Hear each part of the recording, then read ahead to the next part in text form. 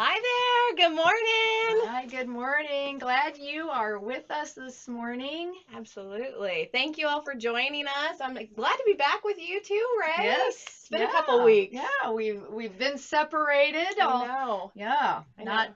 Are you feeling better? I am feeling better. Good. I'm feeling better. I think the time before that we were going to you were on I was vacation. So on you enjoyed vacation. that? I did. Was in Colorado for a week or two, almost 2 weeks, not quite, but yep, yep. That's a good way to handle personal crisis is to take a It vacation. is. Sometimes it's just what you need, kind of That's that right. that break from what's going on in the real space and time of where you are and just kind of relax and Yeah. decompress. Yeah, Yep. absolutely. We're so glad that you all are back with us again today as well. We are here to talk about handling personal crisis at work, and I think when we first started talking about this idea, obviously we've all experienced probably some crisis over the last year, and we really wanted to look at how do we manage that now? Like, how do we go through that now from both the manager's perspective, but then also kind of as an employee, where your comfort level is and asking for that support. But things have changed a Yeah. lot, Yeah. right? When it Oh. comes to this idea of personal and professional workspace, Yes. we didn't used to be in a place where it Yeah. used to be that. I remember just starting out my career and not as a teenager, although that's a lot where you learned what the dynamics of a workplace are. But it was very much, work was work and your home life or personal life stopped at the front door of the workplace. Right. And you didn't mix those two. Right. And I think coming up through that culture, you kind of carry that with you. Right. So when you came into full-time work, and then for those of us that grew into management positions, it was very hard to transition from the idea that um, work was also life. Right. And so we carry that forward thinking, well, our employees should leave their personal life at the front door. And once they clocked in, they're mine, and their whole world should be around work. And that's not the way it is, that we need to coach the whole person and think of their life outside of work. Um, It's almost impossible, I think, to separate the two now. Like, and I've had this conversation with my grandma before. I was like, how did you do it? Because she'll oftentimes talk about going to work at the factory, and she'll do her, 8 or 9 hour gig, and then sometimes 12-hour gig, and then turn around, come home and be a mom and be a wife, and, and do all of those things. And nowadays it certainly seems like you, especially maybe with technology, you get the text from the daycare provider, or there's constantly that mesh of home life and work life. And I think that's why we kind of thought this topic was important right now.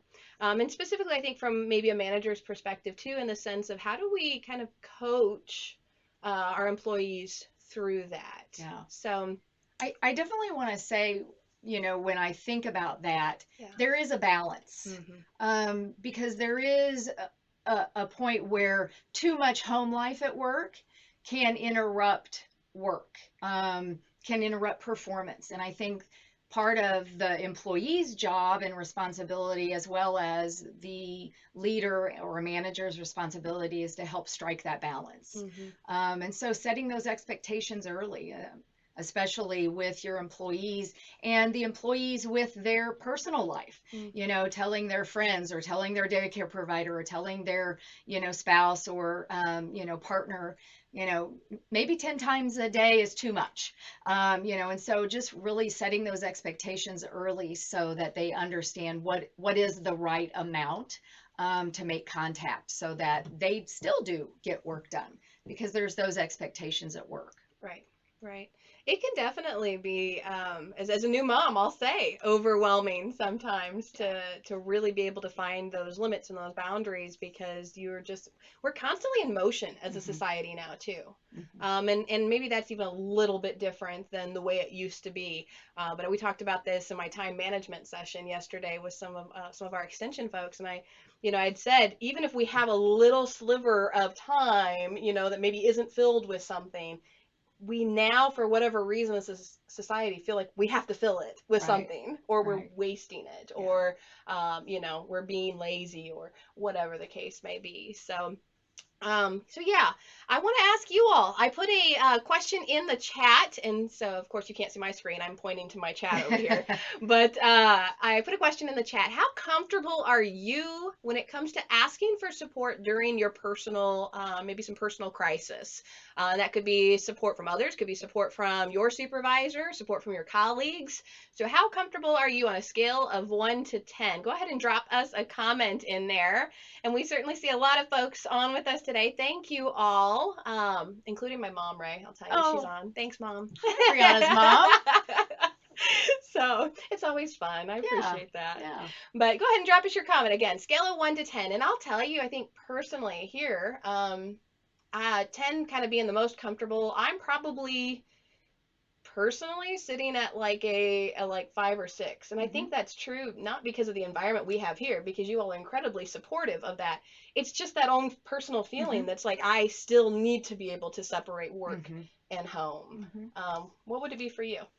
Um, I'm fairly comfortable. I feel like I'm pretty much an open book anyway. I wear everything on my face and in my body language, even as protected as I think I try to be. Yeah. And I think I've worked long enough with Dewey and now even with you that I think people would know anyway.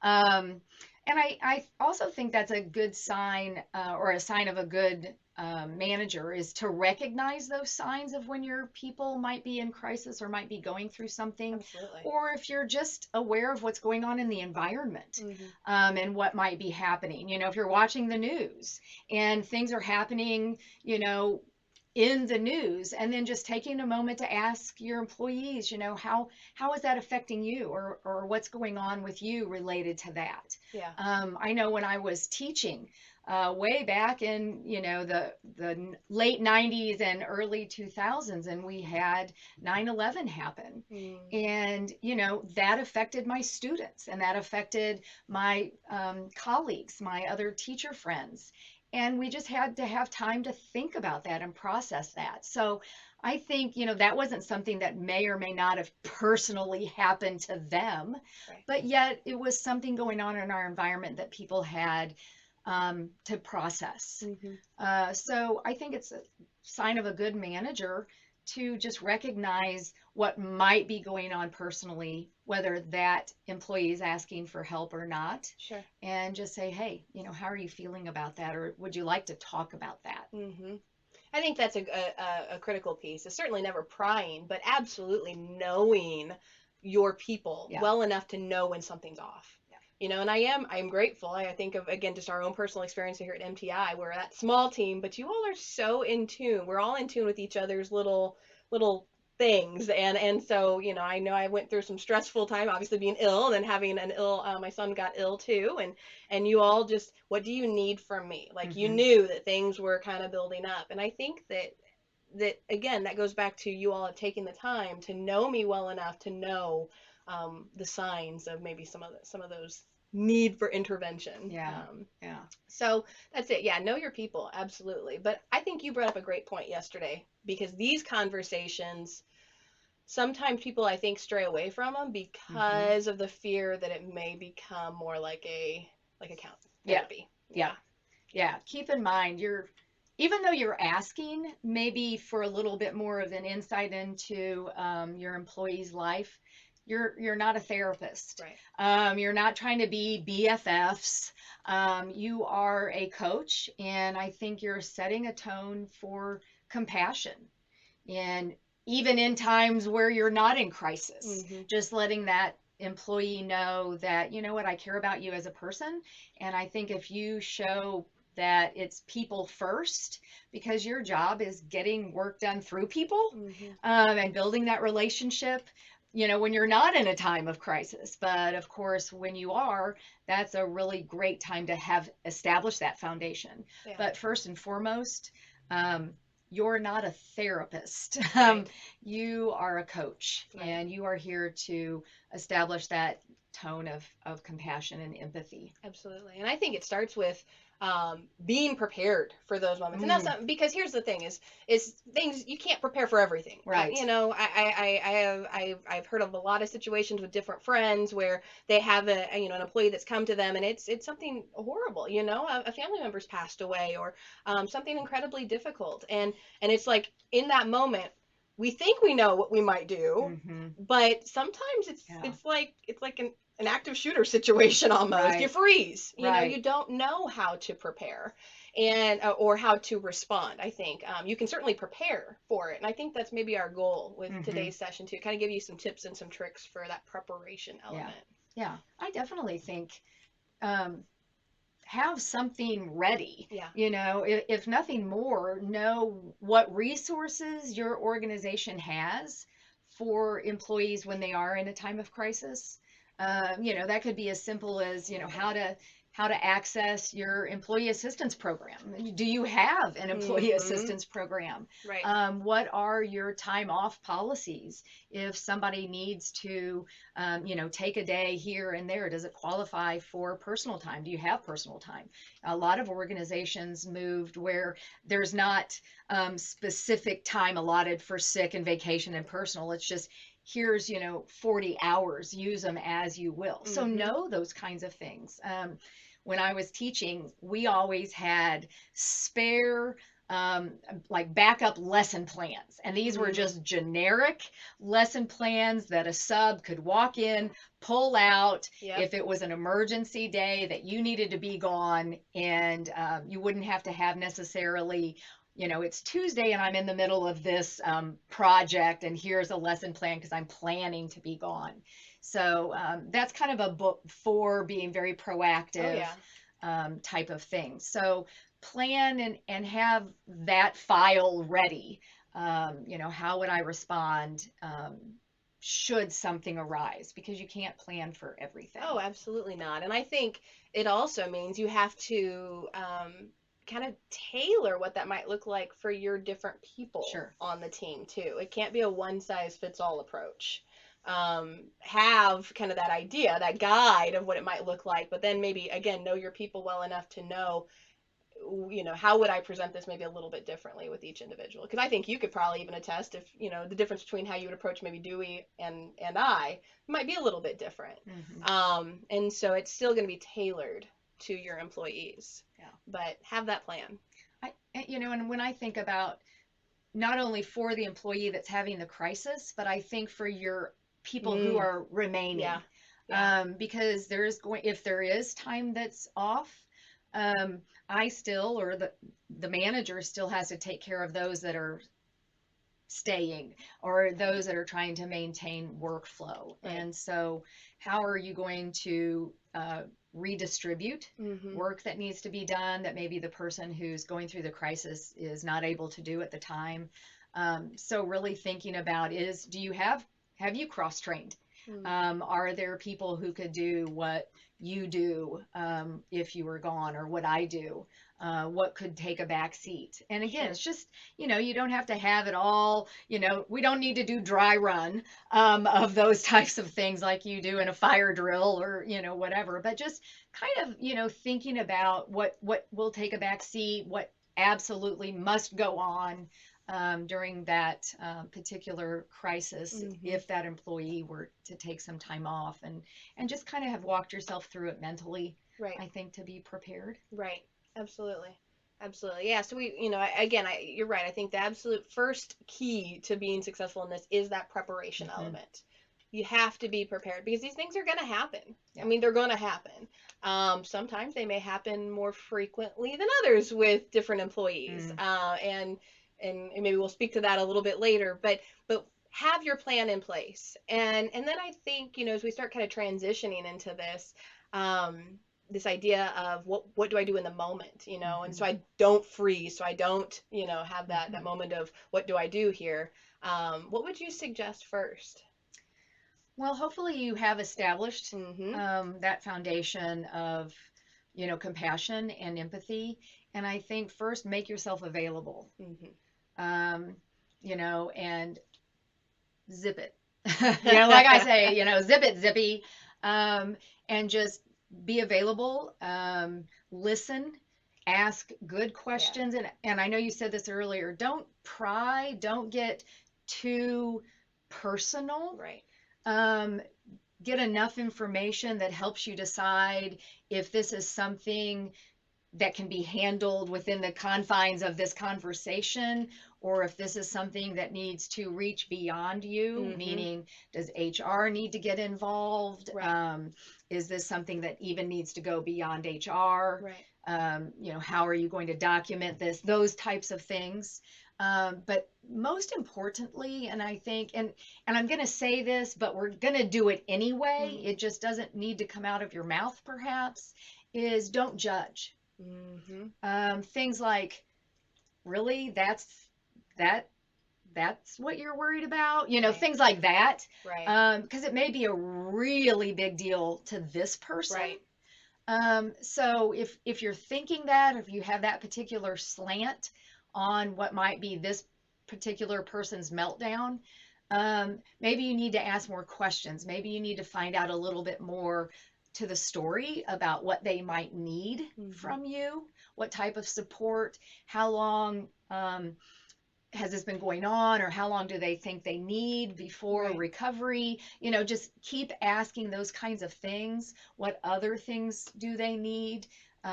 When do they think this might get back on track? Just some general types of things to help them work through this without being too judgy about it. That's not really your job as a coach. I would agree. And I certainly think sometimes too, be prepared as you're asking those questions. They may not have the answer right away. When somebody is in crisis mode, it's almost in a state of emotional hijacking. Yep. You can't think about anything else. And I always think it's interesting because one of the most, and this, I love that we reach out, but one of the most common things I always hear when somebody is going through something is, okay, well, reach out or let me know if you need anything. That's probably the last thing that person needs, is to think about one other thing. And so I would say be prepared maybe in those moments while you're asking the good questions they may not know. Right. So then set yourself up to proactively check back in. Yeah. And so I want to pause for a second. I'm looking over here. I'm still not seeing any comments come in, but I want to ask you all if you have questions or thoughts or comments, ahas, oh no's from some of the stuff that we're saying here today. Join in the conversation. These truly are interactive, and so we want to hear from you. What are some ways that you have shown support to others, as they go through crisis? And it doesn't mean it has to come from a managerial standpoint, but even as a colleague, how have you shown support for some of your colleagues who are going through crisis? Go ahead and send those responses in for us. Yeah. And I would encourage you, as managers, or if you're in positions of supervision over others, you talked about this being proactive. I also think, don't just have a barrage of questions. If you're going to ask good questions, give time and space to those questions. So let there be a period of silence. Yeah. It's okay to sit in silence. Maybe that person really needs to start thinking through some of these things themselves. And that's part of the support that you're offering, right? That's part of them kind of, maybe they haven't had somebody asking these questions yet. And maybe that's part of what they need to be thinking about themselves as a way to get through the crisis as well. Right. So, if you're asking the question, then it's time to pause and let them think about how they would respond to that. Even though an I don't know is fine, you can still be quiet in that moment and let them work through the response. Have some Kleenex. Yeah. I'm a crier. So I know. yeah. I've got my Kleenex. But and it's okay. I personally, I don't like crying. It makes me uncomfortable, but it's not about me if I'm being a coach, right? It's truly about the other person. Can I play bad cop, good cop on this? Okay. There's also times where you might be getting played. Okay? Yeah. And, in my 25 plus years of managing others, there have been those times. And so there's always that balance. Right. And there's always, the people that this individual is leaving behind, Right. meaning their coworkers are also getting played. And they might be always picking up the work that this person seems to always be in crisis. Right. And so you need to be aware of that too.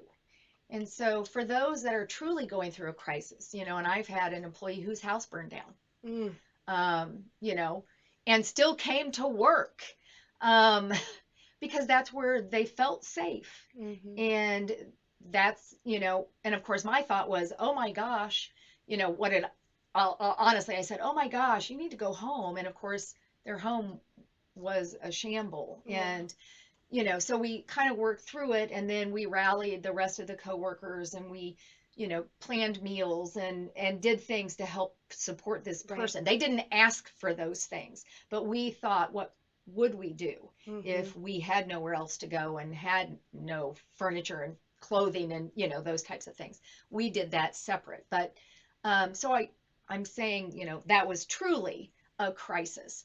But we've also been through those employees where, the same picture of the flat tire was sent on 3 different occasions. Sure. So documentation is also important for the house fire as well as the flat tires. So keep that in mind. You will know who your frequent flyers are, and document everything. Because not only will you know it, but their coworkers will know it. Yeah. And just be consistent. Yeah.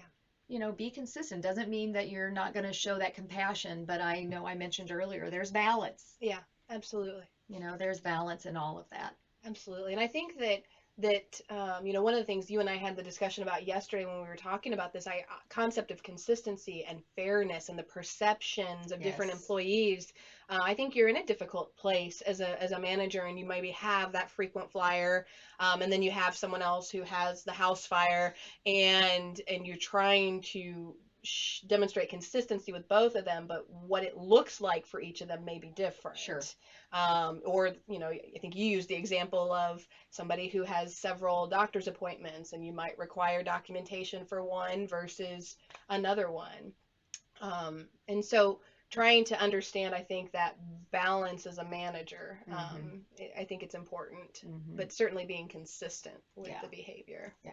I mean, somebody who's going to the doctor, every week, and then their child is going on, every other week, might start requiring those doctor's notes, as opposed to one person who goes once a year. Or twice a year. Now you're having a baby, you were going a lot there, every week. That was very apparent, and those were obvious. So again, use good judgment. You must be consistent, right? In thinking about that, and fairness does not mean equal, right? And so a lot of this, you learn as a coach, and I know we're going to be talking about it. Is it next week? It is next week. Yeah, on August 19th, Thursday, a week from today. Oh my actually. Gosh. Yeah. Middle of August, which means school's starting too. So I know a lot of you are getting ready and ramping up for that. With kiddos or with yourself, if you're headed back to school. But we are going to be talking about it in our coaching open enrollment next week as well. So. Yes, and the registration's still open on our website for that. Yes. So we are big expansion on all the stuff we're going to talk about today. And I think as we kind of, I'm still looking to see if we have questions or comments that come in here. But as we're kind of processing through this, we've talked about, just to recap, we've talked about the preparation piece. We've talked about now the elements of just general compassion and empathy being demonstrated, not prying, but certainly listening, and making yourself available, making it a point to check back in. And what's kind of the next steps? What if you have somebody who is really struggling getting back to work, because at the end of the day, work still has to get done. So I guess what comes after that moment itself? How do we continue to, I guess, coach them? And I know we'll expand more next week, but just briefly, I guess, next steps. Sure. Well, finding out where they are. I mean, everything's going to entail a good conversation again. I think finding out where they are, how it's going related to whatever the crisis was. So the status of that. Mm-hmm. Still finding out what they need, what kind of support they might need, maybe even realigning some expectations. You know, if work was redistributed, how might we start, or with what might we start getting back on their plate, Yeah. and kind of giving them that expectation that work will be coming back their way. How and what would you like to start taking on first? So if again, it all depends on what the crisis was. If Right. it's just like, hey, I'm ready to go on Monday, all of it, or if, you know, if it was a medical thing and maybe they're coming back slowly. So again, a lot of it has to do with why they were, or what the crisis was that created the disruption. And so just having a very proactive conversation about, you know, when do you feel like you would be ready, Yeah. and what would the expectation be moving forward. You know, I think one of the things that is good to note here too with that is sometimes you might have an employee who pushes to come back and to do everything and jump back into everything. And um, I think, and yes, I'm reflecting here because I could think, tell. I know. I think back to my own personal experience after I lost a family member, and you know, I'm like just getting back into it. I'm trying to go, and I remember very specifically that you all said, "Stop, like breathe. You know, no, we're gonna take this off the plate. We're gonna do this. This has a new deadline. You know, and so you may have those folks, I think, who probably are like, no, I just need to get back to work. I just, you know, but as a good manager, taking care of them still, even in that moment. Oh, yeah. Yeah. Because they're still part of that emotional yeah. brain, right? Oh, yeah. That's wanting to deny what's going on and thinking, well, if I'm working, I won't be thinking about that. Yeah. And those of us who have lost very important people in our lives, we know you're never not thinking about them. Yeah. Never. And so really recognizing that we still want quality of work, and even though you are that person, I just don't know that you wouldn't turn it out anyway.